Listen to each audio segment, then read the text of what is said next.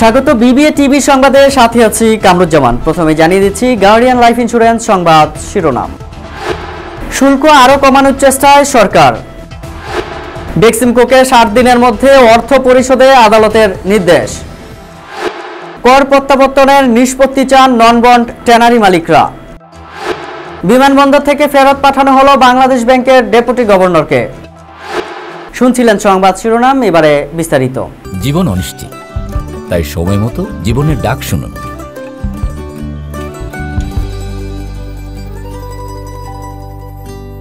বাংলাদেশি পণ্যে যুক্তরাষ্ট্রের আরোপ করা পাল্টা শুল্ক আরো কমিয়ে আনার চেষ্টা করছে সরকার।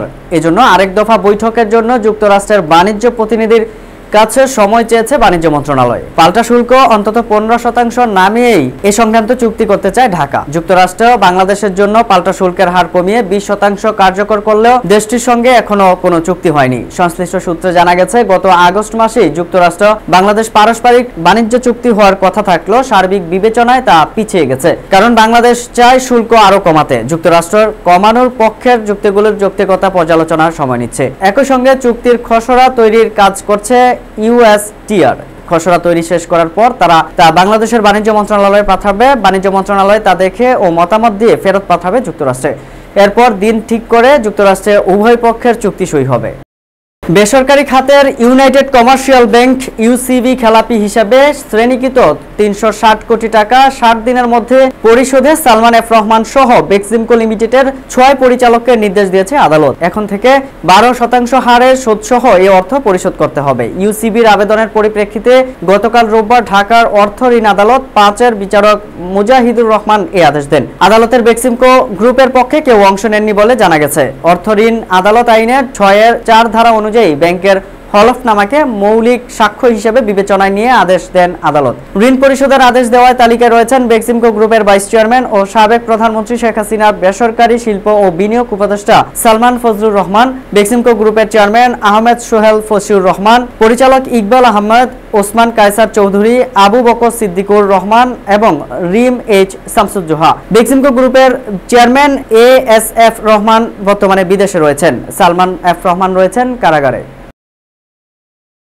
ট্যানারি শিল্পের নন বন্ড ট্যানারি ও বাণিজ্যিক রপ্তানিকারকদের কর প্রত্যাবর্তন আগের নিয়ম অনুযায়ী অথবা আগের মতো নতুন কোনো বিকল্প ব্যবস্থাপনার মাধ্যমে নিষ্পত্তির অনুরোধ জানিয়েছে বাংলাদেশ ট্যানার্স অ্যাসোসিয়েশন বিটিএ। সম্প্রতি ট্যানারি শিল্প মালিকদের সংগঠনটি এই বিষয়ে জাতীয় রাজস্ব বোর্ডকে চিঠি দিয়েছে। চিঠিতে বিটিএ বলছে, বৈদেশিক মুদ্রা আয়, জাতীয় প্রবৃদ্ধি এবং মূল্য সংযোজনের ক্ষেত্রে চামড়া শিল্প গুরুত্বপূর্ণ ভূমিকা রাখছে। ট্যানারি শিল্পের প্রধান কাঁচামাল কাঁচা চামড়া। এটি পচনশীল হয় তা বৈদেশিক ক্রেতা ও ভবিষ্যৎ বিক্রয় মূল্য নির্ধারণ বা অনুমান ছাড়া রপ্তানিকারকরা শুল্ক ও ভ্যাট পরিশোধ করে আমদানি করা কেমিক্যাল দিয়ে ওয়েট ব্লোতে রূপান্তরের মাধ্যমে সংরক্ষণ করেন। পরবর্তী সময়ে বায়ারদের চাহিদা অনুযায়ী ক্রাশ, ফিনিশড ও স্প্লিট চামড়ায় রূপান্তর করে রপ্তানি করেন। রপ্তানি উৎসাহিতকরণ ও টেকসই রপ্তানিকারক গড়ে তুলতে মূল্য সংযোজন কর আইন 1991-এর ধারা 13-এর উপধারা 3 প্রবর্তন করা হয়। এই ক্ষমতা বলে শুল্ক, রেয়াত ও পরিদপ্তর বিগত অর্থবছরে আমদানির গড় মূল্য বিবেচনায় নিয়ে গরু, মহিষ, ছাগল ও ভেড়ার চামড়া দিয়ে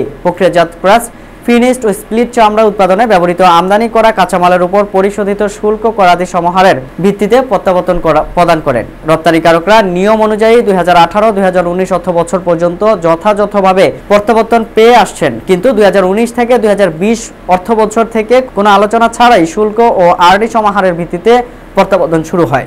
এতে নতুন সমাহার অনুযায়ী রপ্তানিকারকরা আগের তুলনায় 75 থেকে 60% প্রত্যাবর্তন কম পান।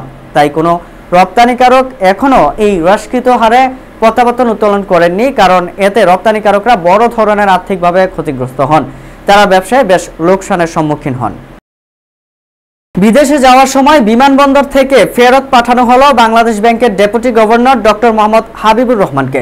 রোববার বিকেল 5টায় ফ্লাইটে অফিসিয়াল কর্মসূচিতে অংশ নিতে তার নামিবিয়া যাওয়ার কথা ছিল। এই অনুষ্ঠানে তিনি সহ কেন্দ্রীয় ব্যাংকের 11 জন কর্মকর্তা আমন্ত্রিত ছিলেন। বাকি 10 জন যেতে পারলেও তাকে ফেরত পাঠানো হয়েছে বলে জানা গেছে। হাবিবুর রহমান বিগত আওয়ামী লীগ সরকারের সময় ডেপুটি গভর্নর পদে নিয়োগ পান। আওয়ামী লীগের 15.5 বছরে বিগত সরকারের সময়ে গভর্নর, ডেপুটি গভর্নর ও সরকারি বেসরকারি 26 ব্যাংকের এমডি ও পরিচালকদের দুর্নীতি অনুসন্ধানে সম্প্রতি দুদককে চিঠি দিয়েছে অর্থ মন্ত্রণালয়। এই তালিকা ইমিগ্রেশন পুলিশের কাছেও পাঠানো হয়েছে বলে জানা গেছে। বিমানবন্দর সূত্রে জানা গেছে, হাবিবুর রহমান ইমিগ্রেশন সম্পন্ন করে বিমানে ওঠার জন্য অপেক্ষা ছিলেন। সে সময় তাকে ডেকে নিয়ে গিয়ে জানিয়ে দেওয়া হয় তাকে ফ্লাই করতে না দেওয়ার জন্য সরকারের দিক থেকে মেসেজ রয়েছে। আজকের জন্য তারা দুঃখিত। সংবাদ শেষ করব, যাওয়ার আগে শিরোনামগুলো জানিয়ে দিচ্ছি আরও একবার। শুল্ক আরও কমানোর চেষ্টায় সরকার। বেক্সিমকোকে 7 দিনের মধ্যে অর্থ পরিশোধে আদালতের নির্দেশ।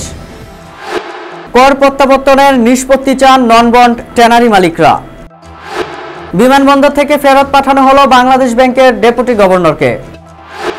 ডিবিএ টিভি সংবাদ এ পর্যন্তই। সর্বশেষ সংবাদ জানতে ভিজিট করুন YouTube/DBA TV এবং ফেসবুকে লগ ইন করুন Facebook/BBA TV। এছাড়াও আমাদের ওয়েবসাইট ভিজিট করতে পারেন www.bbatv.news। এতক্ষণ সঙ্গে থাকার জন্য ধন্যবাদ।